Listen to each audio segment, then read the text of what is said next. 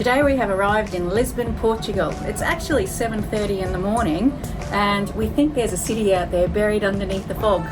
So today we're off to Romantic Obidos, so if you want to see what we get up to, stay tuned.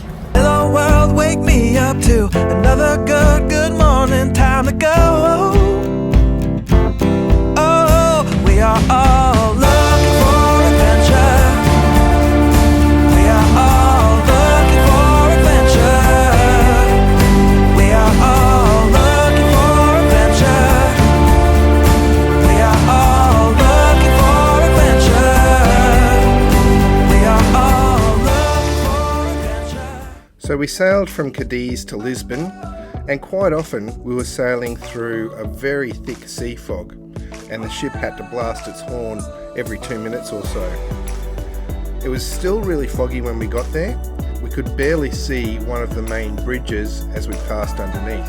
We jumped on a bus and headed to Romantic Obidos, but we needed a little bit of help with our pronunciation. Teresa. Teresa, And in yes. English, it's Teresa. And Teresa. Yeah. Okay, and if we keep calling this place Obidos, how do we pronounce it properly? Obidos. Obidos? Obidos. Obidos. Thank you. You're welcome. So Teresa was a great young guide. She'd been to university in the UK, spoke English really well, but she was super passionate about Portugal and had lots of information to share. She told us about Obidos and the fact that it used to be gifted to the Queen of Portugal as a dowry, and the Queen would rent the land surrounding Obidos to tenants who would use it for agriculture, and that's the way that the Queen would earn some money. But Obidos was quite a significant location. It overlooked a river that was used for trading, so it was a very important castle as well. We found it absolutely beautiful. The walls were ancient, and as you'll see soon, we were able to climb them. The original main gate to the city was still there, and we got to walk through it to enter the village of Obidos. As we entered the vestibule, we encountered some of the lovely blue and white tiles that the area is quite famous for. The main street was very narrow and had shops and stalls either side. We decided we'd go all the way up to the castle and explore there first, and come back and look at the stores on our way back through. Most windows seemed to have beautiful planter boxes of flowers, and a lovely bougainvillea trailed the wall. As always, the cobblestones were ancient, and it was fantastic to follow the footsteps of some of the original inhabitants. We arrived at the main entrance to the keep, and we were met by a beautiful vista overlooking the village. We then decided to climb some fairly steep and precarious steps, some of them actually carved into the stone, that led to the top of the wall that surrounded the village. From up here, the views were absolutely amazing. I could just picture soldiers in times gone by on the lookout for enemies. The views from up here were beautiful, whether looking back across the village or out across the countryside. So here we are in Obidos, or Obidos. I don't know how to say it. We're on the castle walls at the moment. So this is a little walled village with a castle, and you can actually climb up on the walls. Very rudimentary, no railings, so you enter at your own risk.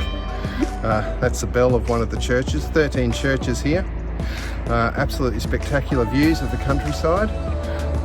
We're loving Obidos. We've got to make sure we don't fall off because it's 18 metres to the ground.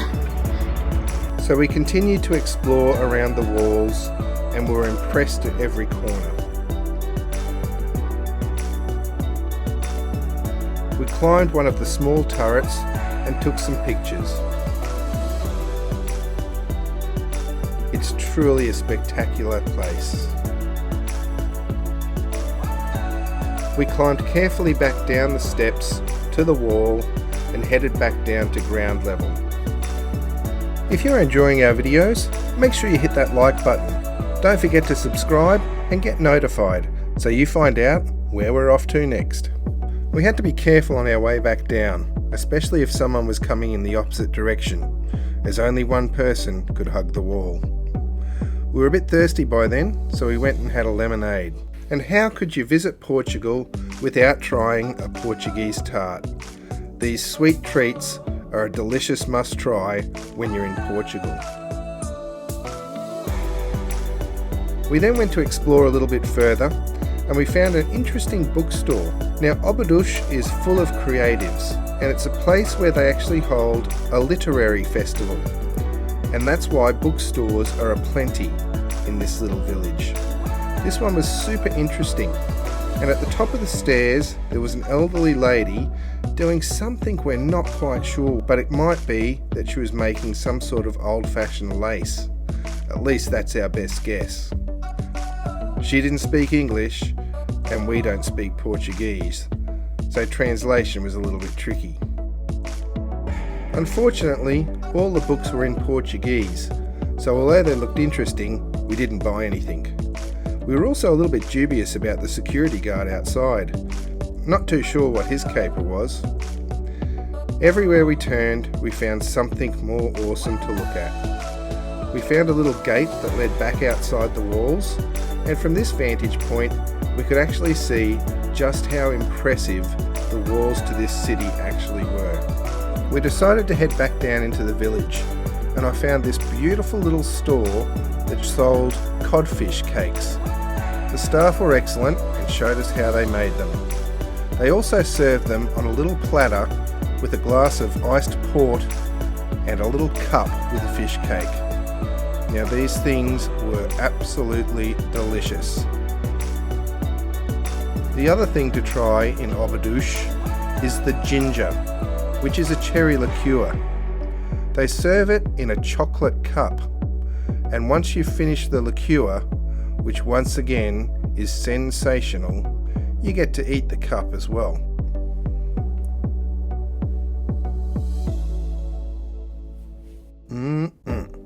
That was good. We visited one of the churches as we were told that was one of the best places to see the blue tiles in place. And this place was covered from floor to ceiling in blue and white tiles. Very spectacular to see. We then went and investigated a range of different stores that sold all sorts of different artisan goods, whether they be food or craft. Sharon was definitely in her element. There was pottery, confectionery, drinks, leather goods, you name it, you could find it. There were a few of these delicious looking confectionery stores, but this one, where we had to go downstairs, really struck a chord with us. The food in here looked fantastic, and we had to try something that we think is called a bombucas. It's kind of like a marshmallow, but not. It's covered in chocolate and super creamy inside. We decided to get a couple of strawberry flavoured ones and take them outside and give them a try. Sharon was surprised at just how soft that filling was, but boy did it taste good. We then headed back down through the village, visiting a couple of stores on the way. Sardines were really big in this little village, and you could get them in all sorts of flavours. There were also ceramics on display, especially these little swallows that visit Obidos seasonally as part of their annual migration. We jumped back on the bus and headed back to the city of Lisbon. On the way, Teresa pointed out some of the street art that was decorating many of the buildings. This was part of a 5-year regeneration program for the area. When we got back to Lisbon, we didn't have a huge amount of time, so we did a little bit of shopping for souvenirs and explored some of the alleyways close to the port. Lisbon is a beautiful city and somewhere we'd definitely like to come back to.